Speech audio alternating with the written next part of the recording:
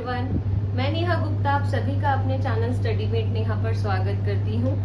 तो फ्रेंड्स, आज हम इंडियन पॉलिटी की क्लास 14 डिस्कस करने वाले हैं। पिछली दो क्लासेस में हमने देखा कि ऐसी कौन कौन सी कॉन्स्टिट्यूशनल वैल्यूज है जो कि हमारी प्रियम्बल में मेंशन करी गई है।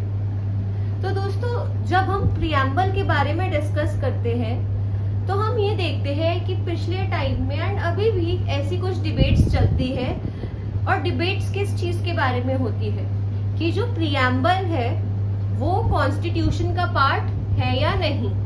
तो जो आज की हमारी वीडियो है वो भी इसी टॉपिक से रिलेटेड है कि is preamble part of the constitution और नॉट।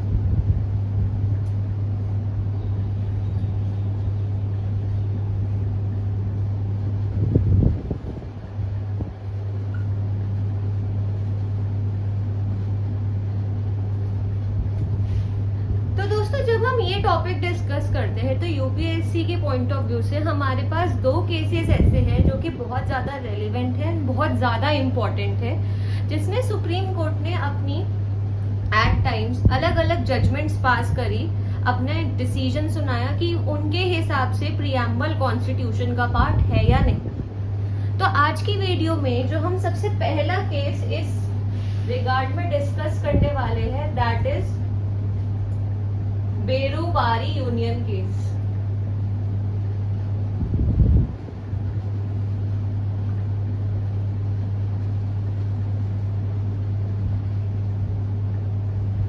तो दोस्तों, जो बेरुबारी यूनियन केस था ये कौन से ईयर में आया? 1960 में। कितने जजेस की कॉन्स्टिट्यूशनल बेंच थी? It consisted of 8 judges constitutional bench।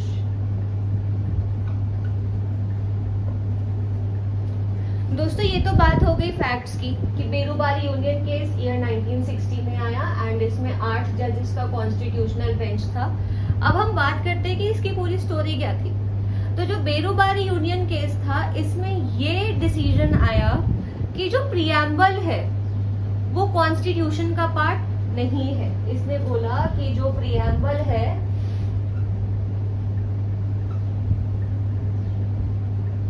It is not a part of the constitution. आप इसको एज एन इंट्रोडक्शन ले सकते हैं, आप इसे as a key to the mind of constitution makers ले सकते हैं कि उनके दिमाग में उस समय क्या चल रहा था, क्या सोचकर उन्होंने हमारा पूरा कॉन्स्टिट्यूशन फ्रेम करा। या फिर आप इसे बस एक सोर्स ऑफ पावर ले सकते हैं, लाइक जो हमारा प्रियम्बल है कैसे शुरू होता है, we the people of India. तो वो कहते हैं कि आप प्रियम्बल को कैसे यूज करो as a reference to the source of power, कि यहाँ के जो लोग हैं they consist of their sovereign will to run this whole country. But जो प्रियम्बल है वो कोई कॉन्स्टिट्यूशन का पार्ट नहीं है, एंड अगर वो कॉन्स्टिट्यूशन का पार्ट नहीं है तो उसके पास किसी भी तरीके की कोई पावर नहीं है। एंड उसके पास अगर किसी भी तरीके की कोई पावर नहीं है तो वो किसी भी तरीके की और कोई इंस्टीट्यूशनल पावर्स पर वो कोई रोकथाम भी नहीं कर सकता। उसकी वजह से किसी और इंस्टीट्यूशन की पावर भी कम नहीं होगी। It is not the source of any power.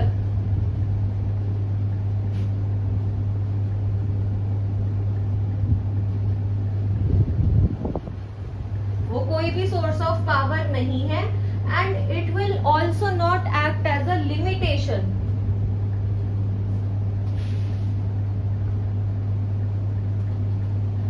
On any other source of power. तो ये दोस्तों, यही था हमारा Berubari union case.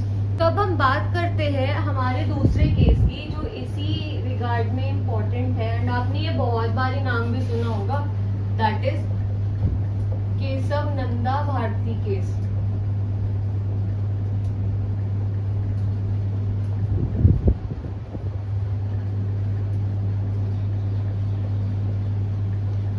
Versus state of Kerala.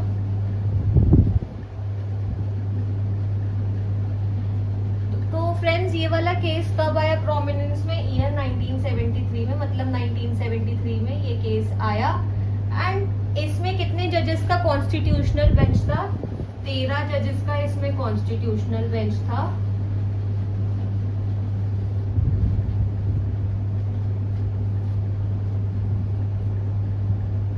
And जो ये वाला केस था, इसने तो मतलब जो भी डिसीजन बेरूबारी यूनियन केस में आए थे बिल्कुल ही उलट पुलट करके रख दिया। बेरूबारी ने क्या बोला कि जो प्रियम्बल है वो कॉन्स्टिट्यूशन का कोई पार्ट नहीं है, आप उसको सिर्फ एक इंट्रोडक्शन लीजिए या फिर key to the mind of the makers of the constitution या फिर सोर्स ऑफ पावर कि हाँ we the people of India, ये सब हमने बेरूबारी में पढ़ा। केशव नंदा भारती केस में क्या रूलिंग आई, क्या जजमेंट पास करी कि preamble is an integral part of the constitution. इसमें बोला कि जो प्रियम्बल है वो हमारे कॉन्स्टिट्यूशन का एक पार्ट ही है।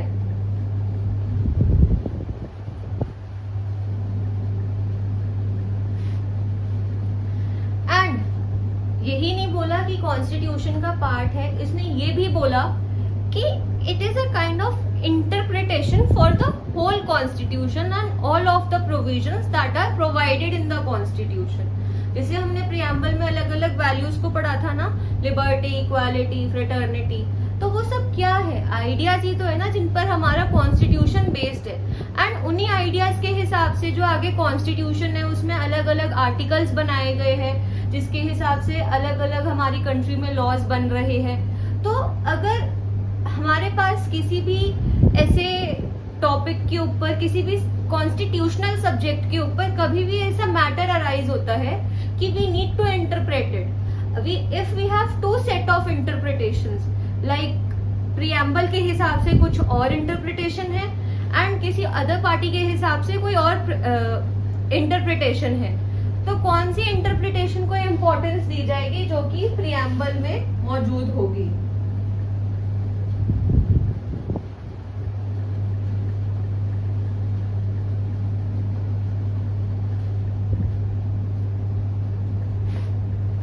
तो दोस्तों यही थे ये दोनों केसेस।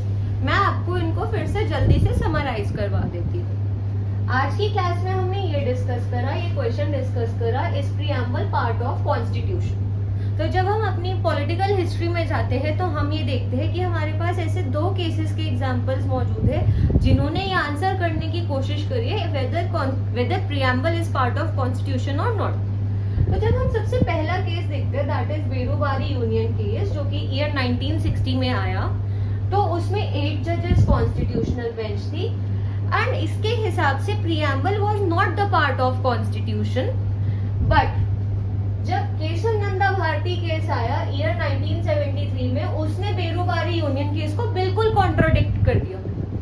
उसने बोला कि जो प्रियम्बल है वो हमारे कॉन्स्टिट्यूशन का बहुत इंपॉर्टेंट पार्ट है एंड अगर किसी भी कॉन्स्टिट्यूशनल मैटर पे हमें इंटरप्रिटेशन करनी है कोई एंड उसको इंटरप्रेट करने के लिए if we have to set of opinions, जिसमें से एक जो सेट ऑफ ओपिनियन है वो प्रियम्बल में जो चीजें मेंशन है उनके साथ बिल्कुल सहमत करता है, कॉन्सोनेंस है उन दोनों चीजों में, एंड जो दूसरा सेट है अगर वो प्रियम्बल के साथ अलाइंड नहीं है तो उसको आप कुछ भी मान्यता नहीं देंगे। इंपॉर्टेंस किसे मिलेगी, रिकॉग्निशन किसे मिलेगी, जो कि इंटरप्रिटेशन आपकी प्रियम्बल में दी जाएगी। तो अभी तक हमने दो केसेस डिस्कस करे, Berubari union case and Keshav Nanda Bharati case की। उन केसेस की क्या ओपिनियन थी कि जो प्रियम्बल है वो हमारे कॉन्स्टिट्यूशन का पार्ट है या नहीं। अब जो अगला क्वेश्चन अराइज होता है वो ये होता है, कैन प्रियम्बल बी अमेंडेड?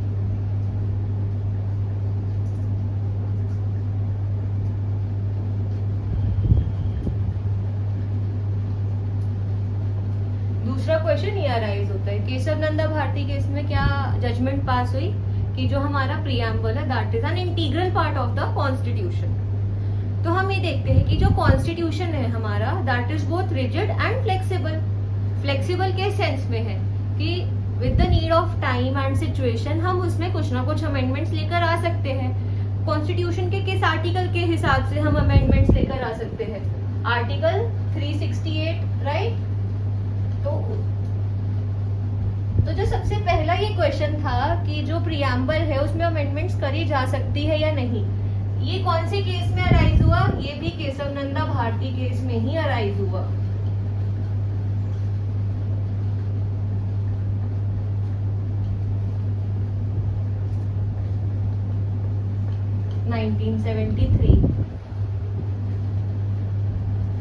तो जो सुप्रीम कोर्ट था उसने इसका सेटलमेंट करते हुए क्वेश्चन का ये जजमेंट पास करी कि हाँ, जो प्रियम्बल है वो कॉन्स्टिट्यूशन का पार्ट तो है ही, बट अगर हमें प्रियम्बल में किसी भी तरीके की कोई अमेंडमेंट करनी है तो वो इस तरीके से करी जाएगी कि बेसिक स्ट्रक्चर डॉक्ट्रिन के साथ बिल्कुल भी छेड़खानी नहीं होगी।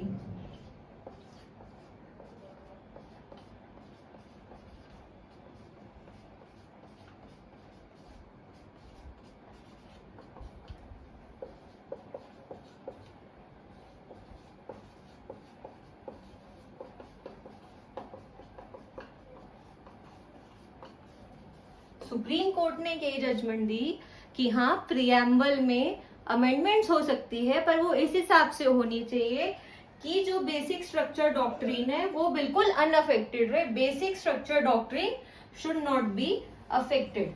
तो जब हम बेसिक स्ट्रक्चर डॉक्ट्रिन बोलते हैं, इससे हमारा मतलब क्या होता है कि जो प्रियम्बल है, जो कॉन्स्टिट्यूशन है, उनमें अमेंडमेंट्स करी जा सकती है, बट एक जो बेसिक स्ट्रक्चर है उसके साथ बिल्कुल भी छेड़खानी नहीं होनी चाहिए। उस बेसिक स्ट्रक्चर में क्या है, हम सबको पता है इंडिया एक डेमोक्रेसी है, तो वो डेमोक्रेसी की जो कॉन्स्टिट्यूशनल वैल्यू है वो प्रियम्बल में मेंशन्ड है ना, तो उस वैल्यू के साथ छेड़छाड़ नहीं होनी चाहिए। जो भी हमने कॉन्स्टिट्यूशनल वैल्यूज पढ़ी, चाहे वो डेमोक्रेसी की थी, जैसे हमने फीचर्स ऑफ द कॉन्स्टिट्यूशन पढ़े कि इंटीग्रेटेड एंड इंडिपेंडेंट जुडिशरी, कोई भी अमेंडमेंट आप लेकर आ रहे हो, मैं तो ये फॉर एग्जांपल ही बोल रही हूँ, दो चीजें लाइक डेमोक्रेसी एंड जुडिशरी के बारे में, तो कोई भी आप अमेंडमेंट लेकर आओ, बट उनसे ये सारी चीजों पर इफेक्ट नहीं आना चाहिए जो कि हमारे प्रियम्बल और कॉन्स्टिट्यूशन का एक एसेंस फॉर्म करते हैं।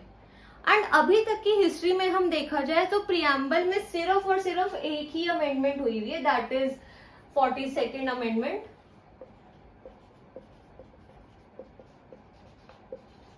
जो कब आई थी? ईयर 1976 में। इस अमेंडमेंट से कॉन्स्टिट्यूशन में 3 वर्ड्स को ऐड करा गया, सोशलिस्ट, सेक्युलर एंड इंटीग्रिटी।